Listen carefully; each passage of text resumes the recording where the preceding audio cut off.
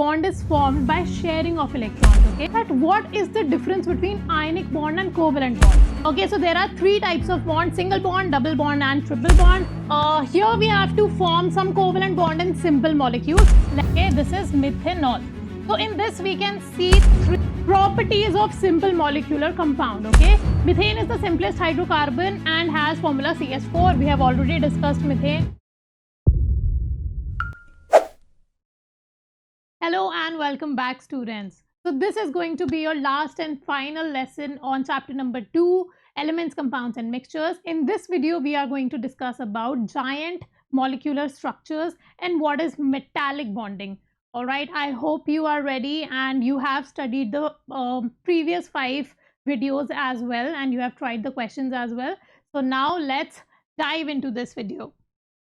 So what is a giant covalent structure? So giant covalent structure are in this too many molecules or too many atoms are covalently bonded with each other and they form a strong lattice structure. Okay, so let's quickly read. A substance where large number of atoms are held together by covalent bond. So what was covalent bond? In the previous video we discussed covalent bond means sharing of electrons. Okay, the bonds which are formed after sharing of electrons, that is known as covalent bonds. So forming a strong lattice structure, that is giant covalent structures. Okay, so the examples will be diamond, graphite. Okay, and then we'll discuss silicon 4 oxide. Okay, we will discuss this in details in your upcoming slides. All right, next is giant metallic lattice. Okay, so we talked about the basic nature of metal, right? So the metals have tendency to donate electrons, and when it donate electrons, the electrons are then free to move, right? So a regular arrangement of positive metal ions. Why positive metal ions? Because after donation of electrons it becomes a cation, right? So the arrangement of positive metal ions held together by mobile sea of electrons moving between the ions. Okay, why the sea of electrons? Because it has donated the electrons. Now the donated electrons are free to move, right? Next is giant molecular crystals are held together by strong covalent bonds. Again, we know what covalent bonds are. This type of structure is shown by some elements like carbon in the form of diamond and graphite, and also by some compounds like silica or SiO2, silicon dioxide. Okay, next let's check for diamond, that how diamond is a example of giant compound. Okay, so what is diamond? Diamond have this type of structure. Okay, I can say that diamond is one of the allotrope of carbon. Okay, so it is completely made up of carbon. One carbon atom is joined with 4 other carbon atoms in 3D network. All right, so carbon's ability to catenate. What do you mean by catenate? So catenate is the property which carbon shows and silicon also shows. Catenation means the ability of any atom to link with itself. Okay, let me write it down here. The ability of carbon atom or any atom, not any but carbon, silicon and germanium, right? The ability of carbon atom to link with itself. Okay, that is known as catenation. That is why carbon is a unique element, because it can link with itself and it can form a lot of molecules. All right, plays a significant role in forming giant covalent structures like diamond and graphite. So in this slide we will be discussing about diamond first and then we will discuss about graphite. In diamond, each carbon forms 4 strong covalent bonds. This is important. Okay, as you can see in the diagram also, one carbon is forming bond with other 4 carbon, right? So these are covalent bonding, right? Covalent bonding means sharing of electrons with other carbon atoms in a 3D network. Diamond 3D is what? 3D is 3-dimensional network. All right, diamond has a very high melting point. Why high melting point? Because the bonding is very strong. Okay, so we need to give extra energy to break that bond down, right? That is why it is also said that diamond is the hardest naturally available substance. Okay, naturally occurring substance. So diamond has very high melting point. Why? Because the bonding extends throughout the whole structure. It is very hard and therefore it is used in cutting the tools. Okay, there are no free electrons, as we can see in the diagram. Also there are no free electrons, and that is why it cannot conduct electricity. Why? Because to conduct electricity, we need either free ions or free electrons, okay? And here there are no free electrons or ions, hence it cannot conduct electricity. Remember this thing, okay? So these are the important points. You can take a minute here and note down the important points of diamond, okay? That why diamond is a giant molecular structure. Now let's move to graphite. Okay, so graphite is another allotrope of carbon. Okay, this is also composed of totally carbon. As you can see, these are carbon hexagonal rings. Okay, and how they are formed? They are formed like layers. Okay, and they can slide over each other. There is weak intermolecular forces present between these layers. So let me consider this as layer 1 and this as layer 2. Okay, this is completely made up of carbon only. These circles are nothing but carbon atoms, right? And they form hexagonal ring, and the rings are like placed one on each other, okay? And they can slide over each other. And why they can slide over each other? Because of weak intermolecular forces, all right? Now, next interesting fact about graphite is that graphite is the only non-metal which can conduct electricity. Why? Because there are delocalized electrons which are present. Okay, so now let's quickly read. Graphite is a different form of carbon or an allotrope of carbon that does conduct electricity. This is important, okay? Graphite is the only non-metal which can conduct electricity. This is important. Next, graphite consists of layers of carbon atoms, each bonded to 3 other carbon atoms in a hexagonal arrangement, okay? In diamond, 1 carbon atom was attached to 4 other carbon atoms in 3D arrangement, right? But here 1 carbon atom is attached with 3 carbon atom in a hexagonal arrangement, right? With catenation within each layer. What is catenation? Catenation is self-linking property of carbon atom, right? The layers themselves are held together by weak van der Waals forces. The layers are able to slide over each other. Why? This means that graphite feels slippery. Okay, so why they can slide over each other? Because the bonding between the layers is weak. Okay, so if I apply pressure over here, it can slide over the bottom layer, right? And because it can easily slide, hence I can say that graphite can be used as a lubricant. Also, if you can see in your pencil, when we write with a pencil, thin layers of graphite are left stuck to the paper, okay? So pencil is also made up of graphite. The lead is also made up of graphite. All right, so these were few important points about graphite. Quickly note down this. Now let's talk about your third giant molecule, which is silicon 4 oxide. Okay, so silicon 4 oxide is this. It is made up of silica and oxygen atoms. Okay, and this is the structure of diamond. So the structures of diamond and silicon 4 oxide is quite similar, right? But the only difference which you can see is carbon is, or diamond is completely made up of carbon atom because it is an allotrope of carbon, right? So it is completely made up of one type of atom, which is carbon. All of these are carbon atoms. But the silicon 4 oxide have Si and O atoms in it. As you can see the difference, that the red colored atoms are showing oxygen molecules and the black ones are showing the silicon atoms, right? Now let's read. So sand and quartz are example of silica 4 oxide or SiO2. The silicon 4 oxide found in quartz has a structure similar to that of diamond. This is what I'm talking about. And in your question, there was a question in which it was asking that which one is diamond and which one is silicon 4 oxide. Okay, so remember that diamond is completely composed of one type of atom, which is carbon. But in silica 4 oxide, there are 2 type of atoms present. Okay, that is the major difference which you have to check in such questions. Next, in this structure, each silicon atom is bonded to 4 oxygen and each oxygen is bonded to 2 silicon atom, right? So in tetrahedral arrangement. So what is tetrahedral arrangement? This is a tetrahedral arrangement. Okay, when A is bonded with 4B this way, right? So they show tetrahedral arrangement, this type of arrangement. Right, this is a central atom and then it is bonded like this. Correct? Both diamond and silicon 4 oxide structure have a rigid tetrahedral arrangement of atoms. All the atoms in these structures are held together through strong covalent bonds, right? As a result, both diamond and silicon 4 oxide show similar physical properties, right? Because their structures are similar.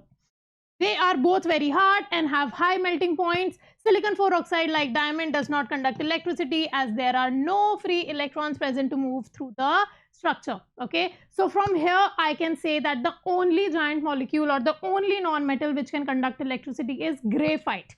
Why graphite? Because it has free electrons, okay, free delocalized electrons present which can conduct electricity. Rest all are insulators, they cannot conduct electricity, right? Now take a minute and write down the important points. Now let's move on to your metallic bonding. Now what is metallic bonding? We know that the metals have tendency to donate away its electron, right? So let's suppose this is a metal, magnesium, okay, it will donate 2 electrons. Why? Because magnesium atomic number is 12. Okay, electronic configuration is 2, 8, 2. For it to achieve noble gas electronic configuration, it will give away its 2 electron. Okay, and then the electronic configurations become 2, 8. Hence, we can see that they will lose the electrons and these electrons will become free electrons, right? And this is how the lattice will look like. This is a lattice of a metallic compound. So let's quickly give a read. Metal atoms have relatively few electrons in their outer shells. Yes, we know that. Sodium have just 1 electrons, magnesium have 2 electrons. Similarly, calcium have also 2 electrons, right? Because calcium atomic number is 20, electronic configuration is 2, 8, 8, 2, right? So only 2 electrons in its valence shell. Hence, when they are packed together, each metal atom loses its outer electrons into a sea of delocalized electrons. Okay, sea of delocalized electrons. How are these delocalized electrons formed? Because they have donated, the metal ion or metal atom have donated the electron to become a cation. Having lost electrons, the atoms present no longer electrically neutral. So why atoms were electrically neutral? Because the number of protons were equal to number of electrons. Now that they have donated the electrons, it is only left with same number of proton, which means now the proton number is higher than the electron number, right? So because the proton number is higher, it will have a positive charge on it, right? So they become positively charged ion because they have lost electrons, but the number of protons in the nucleus remains same. Okay, like for example, magnesium atomic number was 12. It means it is having 12 protons in its nucleus, right? And how many electrons? 12 initially. But if I write the electronic configuration, it will be 2, 8, 2. It will give away its 2 electron. It will become 2, 8. This is what we are talking about for electrons. But the proton number, which is 12, remains the same. So in this case, I can say that magnesium is now having Mg plus 2 is now having 10 electrons but 12 protons. Okay, protons number remain the same. Number of protons in the nucleus has remained unchanged. Therefore, the structure of a metal is made up of positive ions packed together. These ions are surrounded by electrons. Why? Because these electrons have been donated by these atoms, right? Which can move freely between the ions. These free ions are delocalized, restricted to orbiting one positive ion and form a kind of this is important now. Now they form a kind of electrostatic glue which hold the lattice together. Okay, so these are metal ions, the pink ones. They have lost their electrons. These yellow ones are electrons. They have lost these electrons. Now what are these electrons doing? They are kind of forming an electrostatic glue to hold on to the structure. Okay, structure of these cation. So this forms a metallic bonding. Okay, this shows metallic bonding, right? Now quickly write down the important points from this slide, then we'll move on. Okay, now next is the physical properties of metal. Okay, so now that we know how the lattice of metal looks like, okay, it is present in the sea of electrons, okay, the free electrons which can move freely, and the metals are present as cation, right? In the initial slide which we just saw, this one. Okay, now let's see that what are the properties of metal. So because metals have strong force of attraction, so therefore I can say that they have high melting and boiling point. Why? Because the force of attraction or the bonding between them is so high that I need to provide a lot of energy to break that bond down, right? So the amount of energy which is needed to overcome the strong and extensive force of attraction between the positive metal ion and the sea of delocalized electron is so high moving within the lattice, these attractive forces can only be overcome when the temperature is too high. Okay, then they are very good conductor of electricity, obviously. Why? Because they are in the sea of delocalized electrons, right? And free electrons, wherever we see free electrons or free ions, we can say that they are good conductor of electricity.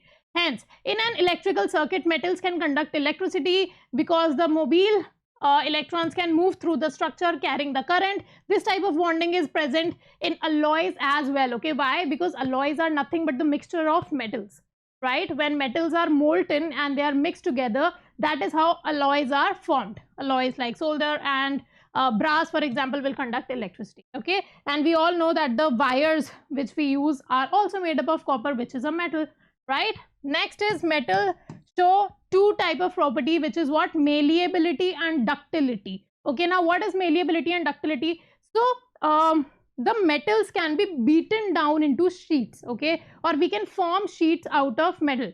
Like aluminium can be beaten down to form sheets. Okay, so this property is known as malleability. And what is ductility? Ductility is when we can convert the metal into wires, or we can form wires out of metal. That is ductility, right? So metals are easily bent and given shape too, so they can be easily stretched into wire. The positive ions in a metal are arranged in layers. As you can see this diagram, they are arranged in layer. Okay, these are positive ions which are arranged in layers. So when a force is applied, the layers can slide over each other, like how in case of graphite diagram we saw, right? So new bonds are easily formed. This movement of layer leaves the metal with a different shape. Okay, so we can form wires out of it, as you can see, your copper wires or platinum wires. Okay, and we can also convert them into sheets like aluminium sheets. Okay, then what happened? Yeah, they are a good conductor of electricity. And yeah, this is what I was going to explain. So the ions or the positively charged metals are present so close to each other. Okay, but they have they are one over each other, so they can slide. Okay, so if I give pressure on the above layer, that it can slide over the lower layer, right? So it can be given a new shape too. You can see the difference between 1 and 2, right? After applying pressure, the second diagram shows that it has now moved apart from the first slide, right? So now it is in new shape. Hence I can say that yes, they can show the properties of ductility and malleability.